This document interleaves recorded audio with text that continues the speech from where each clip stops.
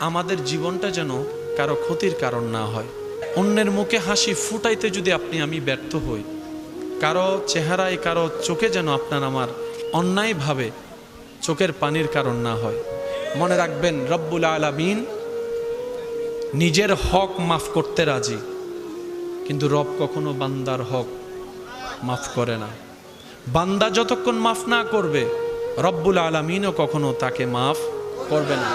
অনেক জান্নাতে যাওয়ার মতো ইবাদতে যোগ্য ব্যক্তিও হাসরের ময়দানে ধরা খেয়ে যাবে জিব্বার কারণে, হাতের কারণে।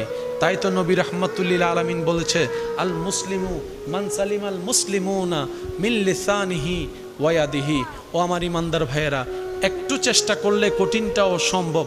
কারণ বান্দা যখন চেষ্টা করে নিজেকে পরিবর্তন করার জন্য, তখন সেই বান্দার জীবন চলাকে সহজ করে দেন স্বয়ং রব্বুল আলামিন নিজেই। সুবহান।